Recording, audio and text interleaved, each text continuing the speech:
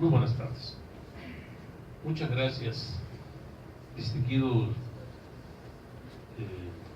presidente, vicepresidente, tesorero, distinguidos que honran de presidir ANACO, que es una institución ya histórica, distinguidos invitados.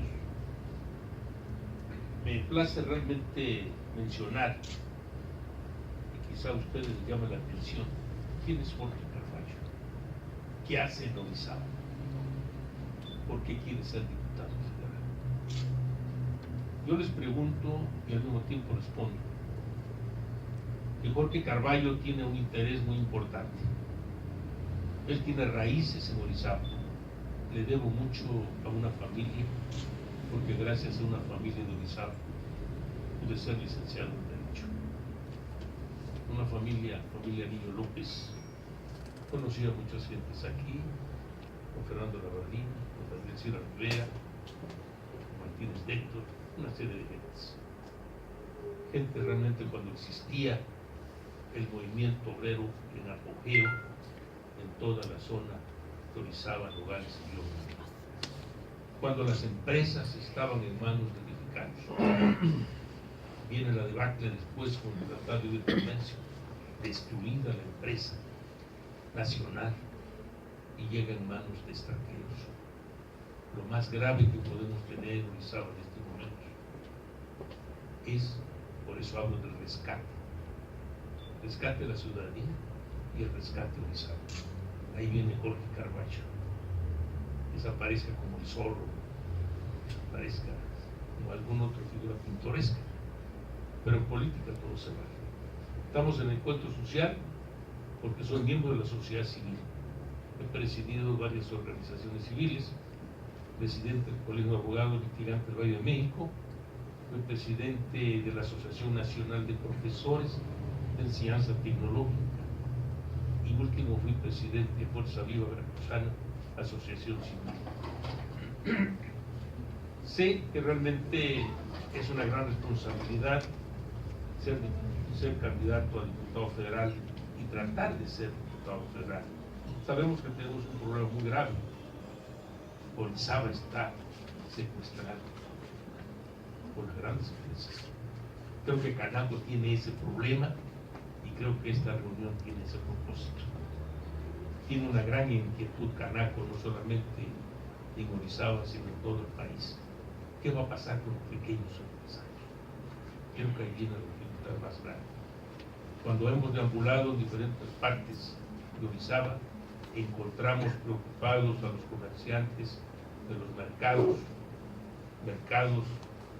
malolientes, insalubres, destruidos mercados, chorocamos todos, que realmente no tienen la higiene, ni tienen sobre todo no tienen la reconstrucción que debería hacer el mismo gobierno municipal y estatal. No le interesa a los mercados, mucho menos le interesa al pequeño comercio. Es la verdad. Por eso es el ataque fiscal contra los pequeños empresarios.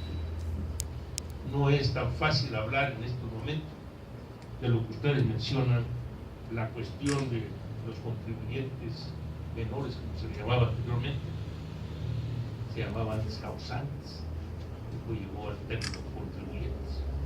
Yo fui dictaminador de la Secretaría de Hacienda y Crédito Público.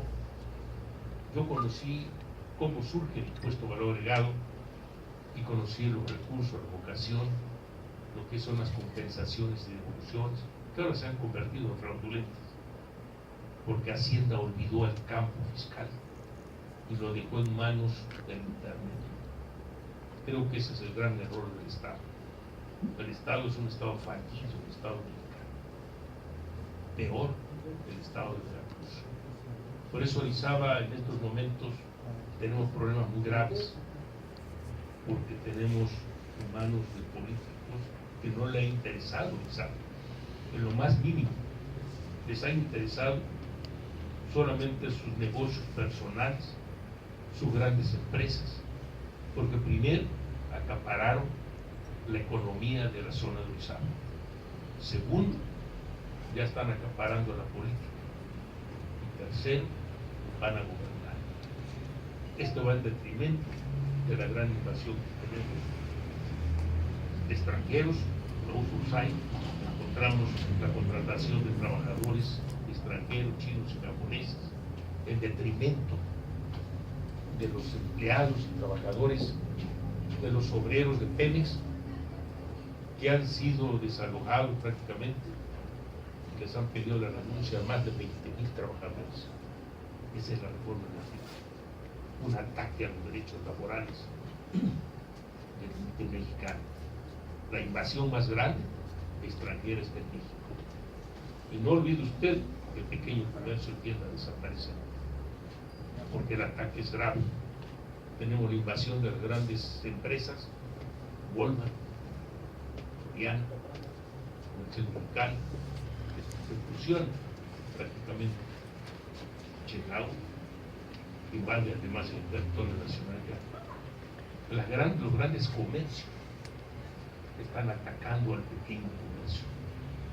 Y como compensación, vale la palabra, como compensación le llega lo que es la reforma fiscal. Es un ataque mayor. Porque entre lo que ustedes mencionan, que nosotros mencionemos respecto de nuestras propuestas, yo me quiero referir, quizá se me vaya el tiempo, pero quiero hablar de cada uno de ellos. En realidad, el problema de la régimen de incorporación fiscal, el RIF, la solución a empresas informales. Empresas informales, no solamente empresas informales, sino el pequeño comercio también. El problema grave de ese repecos que son los regímenes de pequeños comerciantes. Yo recuerdo muy bien que el pequeño comerciante anteriormente tenía cuota fija. Como tenía cuota fija también el transporte, se llamaban bases especiales de tributación. Y después empezó a haber reforma a la ley de impuesto sobre la renta y llegó al régimen general del impuesto de la renta, de ley, impuesto sobre la renta, como contribuyentes mayores. El ataque a la economía de cada pequeño comercio es terrible. Por eso han desaparecido, se han dado cuenta, muchos transportistas.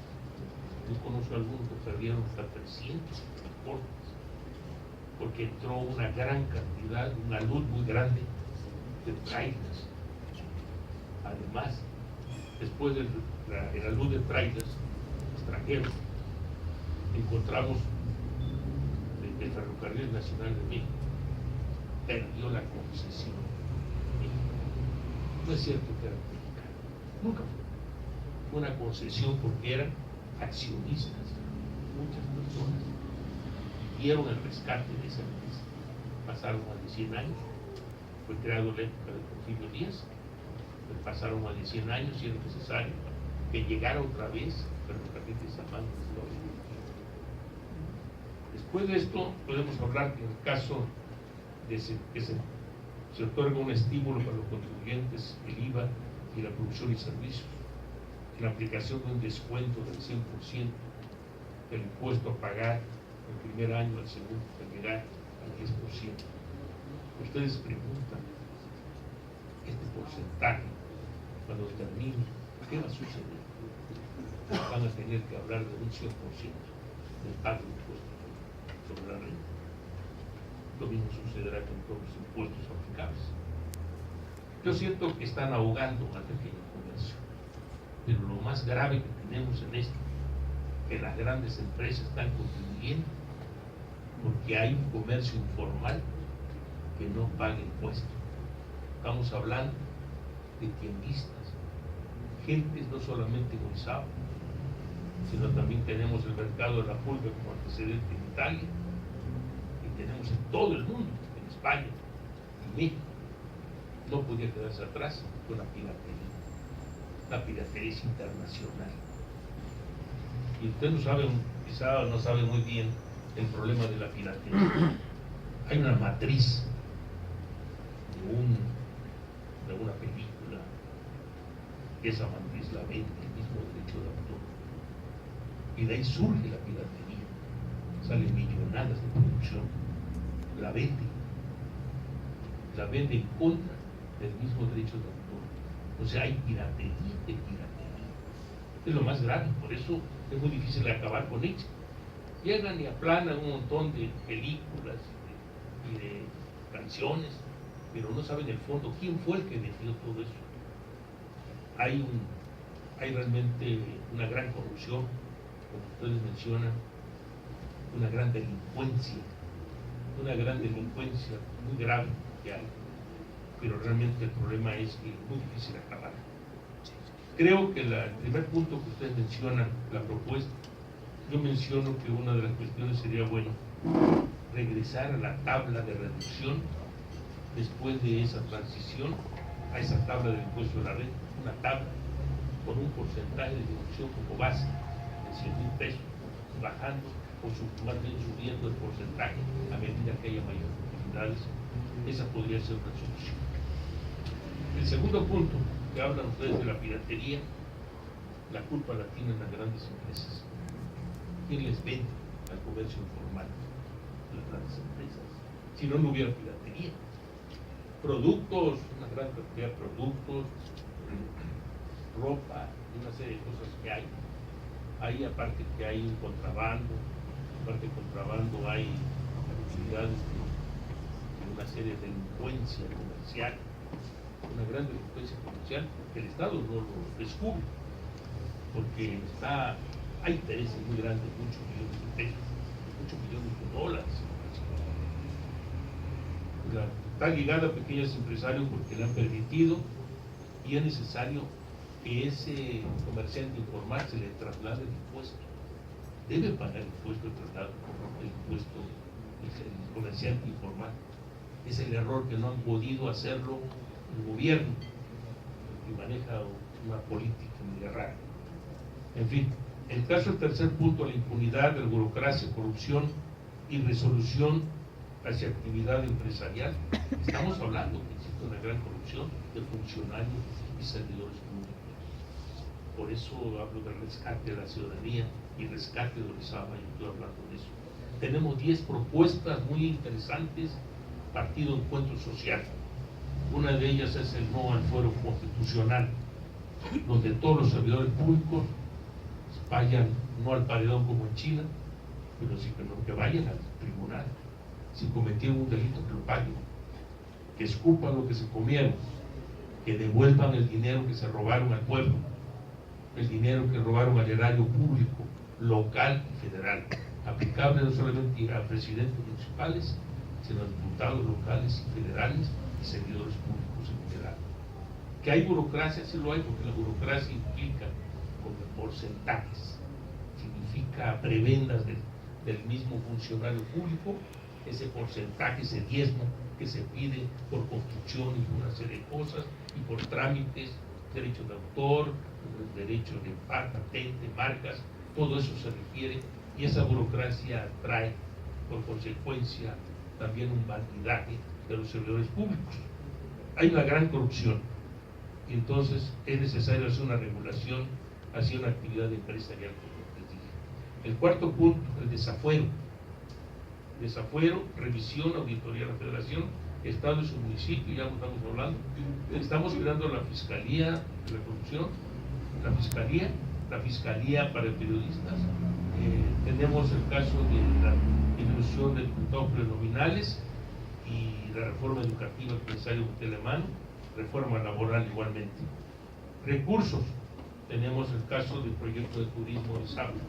Quiero hacerlo muy breve todo esto para poder terminar. Los recursos que pide, que menciona usted, menciona Canaco, no tiene realmente muchos recursos Orizaba, porque tiene el caso del Rincón de las Doncellas, el Ojo de Agua, tiene el Palacio de Hierro, tiene el teléfono, el teleférico, que fue un proyecto empresarial, pero que no cristalizó como se esperaba. Orizaba no es turística, es histórico, tiene patrimonio de la humanidad, porque tiene obras y edificios muy interesantes. Hay que publicarlo esto, hay que publicarlo en grande hacia el turismo. Creo que ahí está la base, dar a conocer qué historia tiene desde José María Morelos, que llegó a Orizaba y acabó con los españoles en la gran masacre. y posteriormente cuando Maximiliano Habsburgo llega a Orizaba, viene al rescate de los indígenas, los apoya, es el primer gobernante en México que apoya a los indígenas, don Maximiliano Habsburgo. Orizaba es conservador, por eso Orizaba siempre no ha sido revolucionaria como se pudiera pensar. Turismo realmente es muy difícil. Puede ser que tenga infraestructura, hoteles, comida. Es muy difícil hablar de la comida cuando tenemos una cantidad de tacos y tortas aquí y no tenemos realmente una comida, una actividad culinaria muy eficiente. ¿Qué le vamos a ofrecer al turismo? Comida, tacos y tortas. Para terminar, mencionamos los bajos intereses contribuyentes a los bancos que mencionan ustedes. Entonces, se requiere, naturalmente, en esta propuesta, quiero analizarlo, no comprometerme, sino analizar la propuesta, que creo que es lo más importante. Porque yo me puedo comprometer, si no digo qué es, entonces no funcionaría. Los bajos intereses a los préstamos, a los bancos, son muy altos los intereses. El problema, mientras el banco esté en manos de extranjeros, vamos a tener problemas. La Comisión Nacional Bancaria y Hacienda no han intervenido prácticamente para apoyar al pequeño comercio. Ustedes se dan cuenta, están ahogando al pequeño comercio y le están dando grandes facilidades a las empresas, grandes empresas y empresas extranjeras. Por eso, para terminar, yo hablo del turismo, Palacio de Hierro, Teatro Ignacio La Llave, Museo de Arte del Estado, Ojo de Agua, 5.000 escalones, Paseo Río del Sal, Rincón de las Rosillas y otros lugares que no ha sido rescatado ni por la autoridad municipal ni estatal. No le pueden ofrecer turismo cuando no se han rescatado las obras históricas ni los lugares de paseo. Es imposible hasta cierto punto el turismo en Orizaba mientras no se rescate todo esto y se cree una verdadera infraestructura. Muchas gracias.